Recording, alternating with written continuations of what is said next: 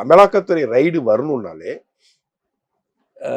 டாஸ்மார்க் எம்டியை விசாரிக்கலாம், டாஸ்மார்க் அமைச்சரை விசாரிக்கலாம், TASMAC retail shop போகலாம், TASMAC supply பண்ணுற சப்ளையரை போய் பார்க்கலாம், அந்த டிரான்ஸ்போர்ட் பண்ணுற லாரி ஓனர்ஸை போய் பார்க்கலாம். ஆனால் இவங்க ரைடு பண்ணுறப்ப சினிமாக்காரங்களை போய் பார்க்குறாங்க.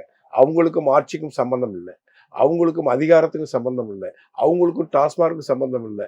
அவங்க உற்பத்தியாளர் கிடையாது, அவங்க டிஸ்ட்ரிபியூட்டர் கிடையாது டாஸ்மார்க்குக்கு, அவங்க லாரி ஆப்ரேட்டர் கிடையாது, லாஜிஸ்டிக் பண்றவங்க கிடையாது இல்லை டாஸ்மார்க்குக்கு.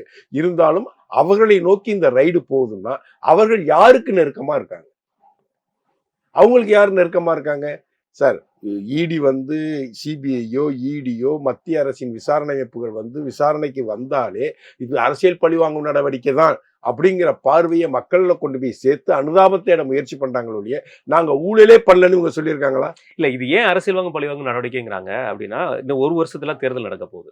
இந்த 2026 தேர்தலை நோக்கி, அது இந்த நீங்க சொன்ன மாதிரி டாஸ்மார்க்குக்கும் சினிமா துறைக்கும் சம்மந்தம் இல்லை, பொதுமக்களா எங்களுடைய பார்வையில. அப்படி இருக்கும்போது டாஸ்மார்க்ல இருக்கிற வருமானத்தை வந்து சினிமா துறையில போட்டிருக்காங்க அப்படின்னு சொல்லி சினிமா துறையை கையாண்டு இருக்கிற யாருன்னா துணை முதல்வர் அவர்கள். அப்ப நேரடியாக இது முதல்வரோட குடும்பத்தை வந்து நெருங்குற மாதிரி தெரியுது. ஆனா இது தேர்தல் நேரத்தில் தானே பண்ற மாதிரி இருக்கு. தேர்தலுக்கு முன்னாடி நடக்கவே இல்லையா? தேர்தலுக்கு முன்னாடி இந்த அளவுக்கு நடந்த மணல் விஷயமா நடந்தது. மணல் நடந்துச்சு. ஏற்கனவே செந்தில் பாலாஜி பிடிச்சி பழைய வழக்கில் பிடிச்சி அரெஸ்ட் பண்ணாங்க. அது ஜெகத்ரட்சன் வீட்டில் ரைடு நடந்துச்சு. ஜெகத்ரட்சன் சம்பந்தப்பட்ட 50 இடத்துல ரைடு நடந்துச்சு. 980 கோடி ரூபா ஒரு பெனால்டி கட்டி இருக்கிறாரு.